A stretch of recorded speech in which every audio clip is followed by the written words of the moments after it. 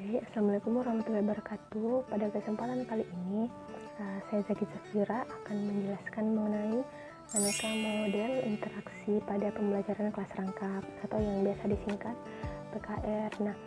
Pada kegiatan inti dalam PKR, baik itu model 221, 222, dan 333 itu mempersyaratkan seorang guru untuk menerapkan model pembelajaran.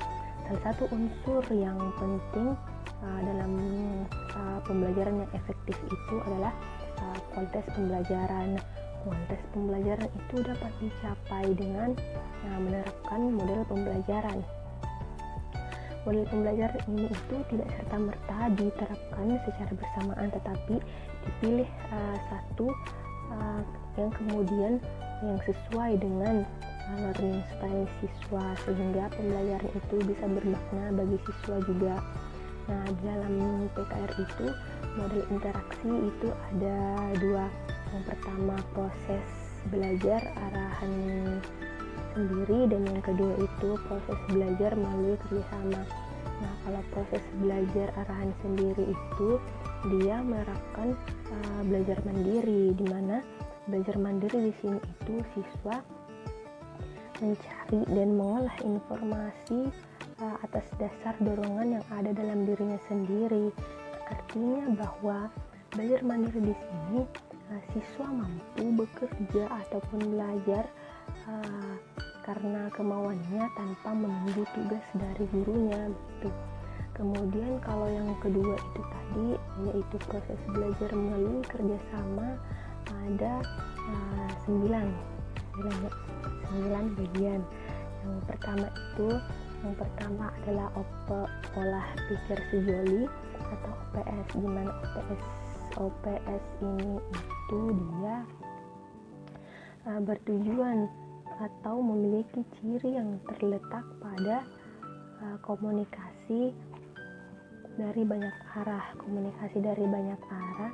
yang secara bertahap, di mana tahap pertama dengan tahapan kedua itu mewadahi komunikasi dari satu arah, yaitu dari guru dengan muridnya. Kemudian di tahap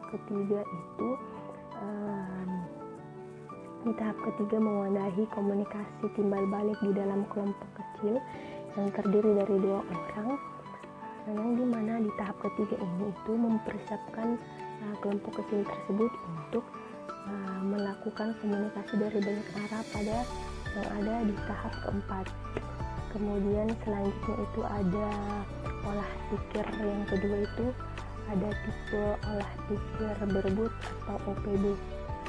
Di model OPB ini dia itu melibatkan siswa dalam proses mengemukakan pendapat, di mana pertanyaannya itu sudah disebar oleh guru, dan pertanyaannya ini itu yang kemungkinan memiliki jawaban yang banyak. Jadi tujuan dari model ini sendiri itu dia berusaha untuk melibatkan semua murid dalam menggali jawabannya sendiri dan dalam mengemukakan pendapatnya dengan percaya diri, seperti itu. Kemudian model yang ketiga itu ada konsultasi intrakelompok atau KIK.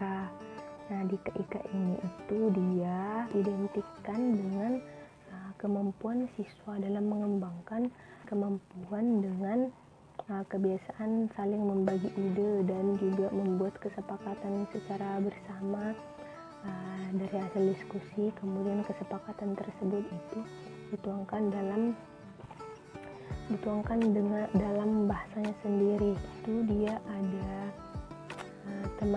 tutor teman sebaya atau TTS, bukan teman tapi mesra ya, atau teka-teki silang, tapi tutor teman sebaya. Tutor teman sebaya di sini itu dia bertujuan untuk mengembangkan sikap dan kebiasaan siswa dalam saling membantu antar teman sebaya. Adapun tahapan di dalam TTS ini itu ada 4 tahapan. Yang pertama itu guru menunjuk siswa yang memiliki kemampuan yang lebih. Kemudian yang kedua, guru meminta siswa tersebut untuk membantu siswa yang kesulitan dalam bidang tertentu. Kemudian yang ketiga itu guru selalu memantau proses saling membantu tersebut.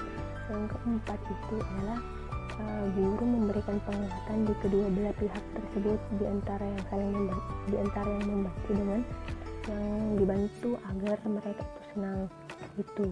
Kemudian ada tutor lintas kelas. Nah, tutor lintas kelas ini itu hampir sama dengan TTS, cuman bedanya kalau tutor lintas kelas atau TLK itu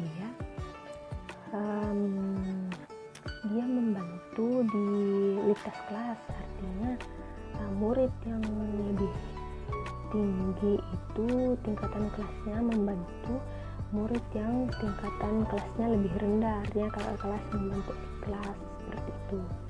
Tapi tahapan-tahapan atau langkah-langkahnya hampir tapi sama dengan TTS.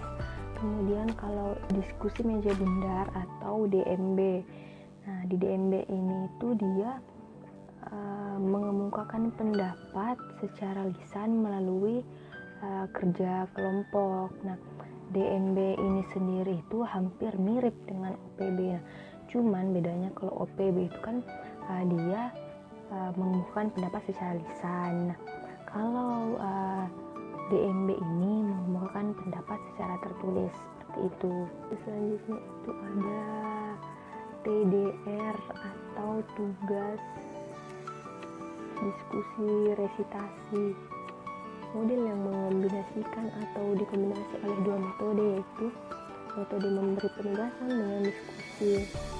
Jadi dia itu tahapannya simpel sebenarnya, seperti guru membagi kelompok, kemudian siswa berdiskusi, mengerjakan tugas, kemudian dipresentasikan hasil diskusinya. Iklan.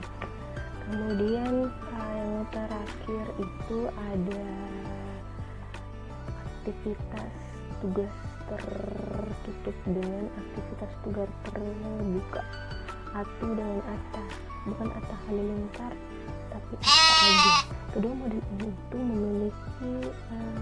tidak memiliki langkah khusus, tetapi dia memiliki ciri khusus yang membedakan dari model yang lainnya.